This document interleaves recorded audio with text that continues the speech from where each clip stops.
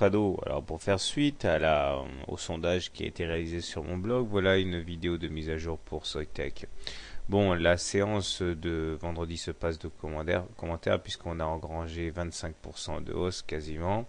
Alors c'est intéressant d'analyser d'abord la valeur sur une unité hebdomadaire. Chaque bougie correspond ici à une semaine de cotation.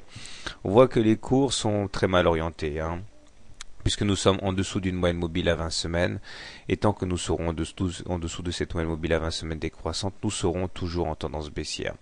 Il demeure que les objectifs graphiques qui sont déterminés par l'analyse ne sont pas atteints pour l'instant, puisque nous voyons que si on retient le scénario d'une tasse avec anse inversé ou même le scénario en double top, ça marche aussi, eh bien il faut reporter la hauteur du top en dessous de la ligne d'eau, c'est-à-dire qu'on pourrait facilement aller chercher, si l'objectif est atteint, aller chercher les 1,5, 1,7 qui correspondent d'ailleurs à l'objectif ici représenté par les plus bas historiques du 2 mars 2009.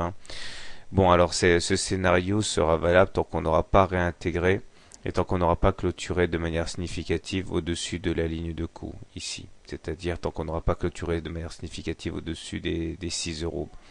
Les indicateurs techniques sont mal orientés puisque le MACD sous son signal négatif, le stochastique est en zone de survente, ce qui montre que ce sont les baissiers qui sont aux commandes, et le momentum est négatif aussi. Par contre, on voit qu'il y a une divergence haussière sur le momentum, c'est-à-dire qu'on a fait des plus bas sur les cours, mais pas sur le momentum, ce qui montre qu'on est effectivement peut-être bien prêt pour un rebond technique. Et c'est là que c'est intéressant de basculer du côté du journalier. Et là, encore une fois, c'est plus prometteur.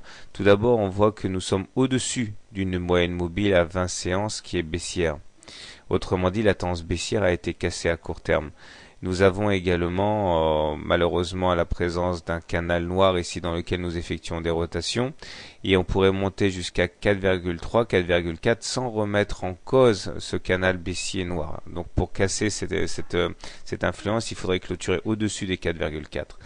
Nous avons également deux divergences haussières sur cette unité de temps, sur le stochastique et sur le momentum, puisque vous voyez bien qu'on a fait des plus bas sur les cours entre le 2 novembre et le 10 novembre, mais qu'on n'a pas fait des plus bas sur les indicateurs stochastiques et momentum. Autrement dit, ça, c'est un signe que la baisse a tendance à s'essouffler. Et en plus, on voit que là, nous avons une figure de tasse avec anse. Voici la tasse, voici l'anse. Et si on joue cette figure, pour avoir l'objectif, il faudrait reporter la hauteur de l'anse, ou de la tasse par contre, au-dessus de la ligne d'eau. Autrement dit, voilà ce que ça donne. Voici la profondeur de la tasse. Et l'objectif serait donc de le reporter au-dessus de la ligne d'eau, comme ça. Ce qui nous amènerait à aller tester en gros le précédent top du 17 octobre vers les 4,6, 4,7.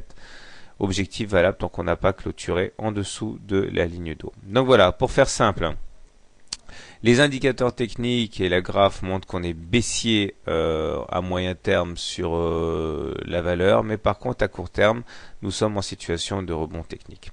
Voilà, bonne soirée, bon trade. N'oubliez pas de vous abonner à la newsletter gratuite pour recevoir les mises à jour dans votre boîte aux lettres.